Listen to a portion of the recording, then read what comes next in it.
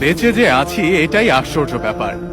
সকালে দাঁত মাজার জন্য টুথপেস্ট নিলাম, এর মধ্যে নাকি ক্যান্সারের উপাদান।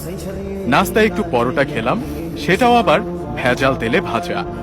সুন্দর দেখে একটা কলা খেলাম, তাও আবার কার্বাইড দিয়ে পাকানো। চাঙা হওয়ার জন্য এক মগ কফি নিলাম, সেটাই নাকি কফির গুঁড়ো কম, তেঁতুল বীজের গুঁড়ো বেশি। কাঁচা বাজারে গেলাম টাটকা শাক সবজি কেনার জন্য, কিনবো কি সব তো হাইব্রিড সার দিয়ে ফলানো। মশলা আর হলুদ গুঁড়ো নিলাম, ওতে আবার লেড আর ক্রোমাইড কেমিক্যাল মেশানো। সয়াবিন তেল দিয়ে রান্না করব, সেই তেলের অর্ধেকই নাকি পাম অয়েল মেশানো। মাছ মুরগি খাবো, কিন্তু সেগুলোকে ভেজাল পোল্ট্রি ফিড খাইয়ে বড় করা হয়।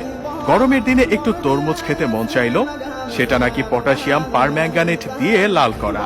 বাচ্চাকে আমলিচু খাওয়াবেন, ওগুলোও তো আবার ফরমালিন দেয়া।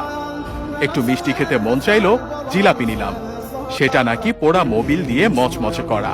ইফতারে গলা ভেজাতে শরবত খাবো, তাতে মেশানো হয়েছে ক্ষতিকর রং আর কেমিক্যাল। খেজুর কিনলাম, চড়া দাম নিয়ে ধরিয়ে দিল 3 নম্বরই খেজুর। ইফতারে মজা করে মুড়ি মাখানো খাবো, সেই মুড়ি ইউরিয়া দিয়ে ফোলানো। সরিষার তেল দিয়ে মাখিয়ে খাবো ভেবেছিলাম, সেই তেলেও তো ভেজাল। সুন্দর দেখে বড় বড় পেঁয়াজও কিনেছিলাম, খেয়ে মনে হলো বড়া খাচ্ছি। আলুর চপে আলুর নামগন্ধ নেই, বেগুনিতে বেগুন খুঁজে পেলাম না।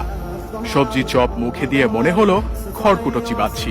প্রোটিনের জন্য গরম দুধ খাওয়া দরকার, কিন্তু গাভীর পিটুইটারি গ্রন্থিতে ইনজেকশন দিয়ে নাকি অতিরিক্ত দুধ দোয়ানো হয়, তারপর আবার মেশানো হয় 1 বালতি পানি। এত ভেজাল খাওয়ার পর 2-1টা ঔষধ না খেলে তো শরীর টিকবে না। কিন্তু ঔষধ যে খাবো, বেশিরভাগ ঔষধ খেলেই হয় সাইড ইফেক্ট, বাকিগুলো আবার শরীরে কাজই করে না।